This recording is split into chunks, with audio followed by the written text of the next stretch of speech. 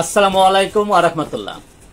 দেশের প্রধান প্রধান দৈনিক পত্রিকার শিরোনামে উঠে আসা শীর্ষ সংবাদগুলো নিয়ে হাজির হলাম আপনাদের সামনে। আশা করি সাথেই থাকবেন।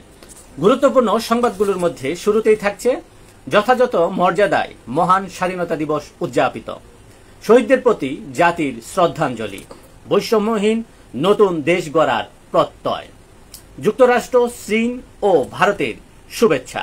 শুভেচ্ছা বার্তায় রাষ্ট্রগুলো বলেন, গণতন্ত্রের পথে বাংলাদেশের অগ্রযাত্রায় যুক্তরাষ্ট্রের জোরালো সমর্থন ব্যক্ত।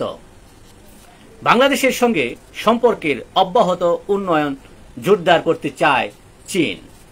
অন্তর্ভুক্তিমূলক স্থিতিশীল বাংলাদেশকে সমর্থন দেবে ভারত।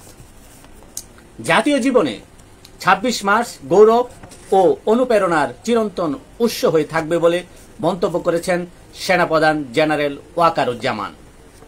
৪ দিনের সরকারি সফরে চীন পৌঁছেছেন প্রধান উপদেষ্টা ডক্টর মোহাম্মদ ইউনূস। আজ তিনি বিএফএ সম্মেলনে যোগ দেবেন।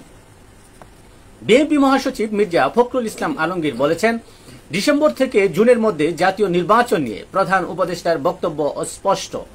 দেশের স্বার্থেই চলতি বছরের মধ্যে নির্বাচন চায় বিএনপি। বিএনপির স্থায়ী কমিটির সদস্য মির্জা আব্বাস বলেছেন, অনেকে বলেন দ্বিতীয় স্বাধীনতা, যারা বলেন তারা স্বাধীনতা দিবসকে খাটো করতে চান। ৭১-এ স্বাধীনতায় তাদের কোনো ভূমিকা ছিল না বলেও তিনি মন্তব্য করেন। জাতীয় নাগরিক পার্টির আহ্বায়ক নাহিদ ইসলাম বলেছেন, কোনো একটি দলকে ক্ষমতায় বসানোর জন্য যদি সংস্কার ও বিচার ছাড়া নির্বাচন চাপিয়ে দেওয়া হয় তাহলে তা মেনে নেওয়া হবে না।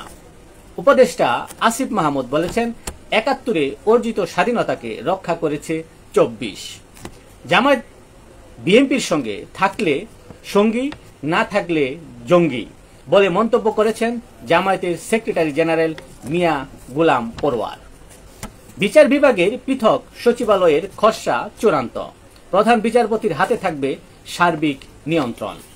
দেশের প্রধান প্রধান দৈনিক পত্রিকাগুলো তাদের শিরোনামে যে সকল আন্তর্জাতিক খবর ছাপিয়েছেন তার মধ্যে শুরুতেই থাকছে গাজায় হামাস বিরোধী বিক্ষোভ, যুদ্ধবিরতির চাপ বাড়ছে। গাজার একাংশ দখলের হুমকি নেতানিয়াহুর, বল প্রয়োগ করলে জিম্মিদের কফিনে ফেরত দেবে বলে জানিয়েছে হামাস। যুক্তরাষ্ট্র হুতি পাল্টাপাল্টি হামলা, মার্কিন রণতরীতে হামলার দাবি হুতিদের। ইয়েমেনে ১৭ দফা হামলা যুক্তরাষ্ট্রের। ভুলে যুদ্ধ পরিকল্পনা ফাঁসের দায় নিলেন ডোনাল্ড ট্রাম্পের উপদেষ্টা। মার্কিন গোয়েন্দা প্রতিবেদন, যুক্তরাষ্ট্রের জন্য সবচেয়ে বড় সামরিক হুমকি চীন বলে প্রতিবেদনে জানানো হয়। দক্ষিণ কোরিয়ার সর্বগ্রাসী দাবানলে মৃত্যু বেড়ে ২৪, পরিস্থিতি মোকাবেলায় সর্বোচ্চ সতর্কতা জারি। এই ছিল দেশের প্রধান প্রধান দৈনিক পত্রিকার শিরোনামে উঠে আসা শীর্ষ সংবাদ, যা নিয়ে এতক্ষণ আপনাদের মাঝে উপস্থিত ছিলাম। আশা করি আপনাদের ভালোই লেগেছে। সার্বিক খবরের বিবেচনায় যদি আপনাদের কোনো অভিমত, অভিব্যক্তি, সমালোচনা কিংবা কোনো পরামর্শ থেকে থাকে তাহলে অবশ্যই কমেন্টসে জানাবেন। আপনাদের কমেন্টসের প্রত্যাশায় আজকের মতো এখানে বিদায় নিচ্ছি। আবারও দেখা হবে আগামীকাল ঠিক একইভাবে। সে পর্যন্ত অবশ্যই সকলেই ভালো থাকবেন, সুস্থ থাকবেন। আসসালামু আলাইকুম ওয়া রাহমাতুল্লাহ।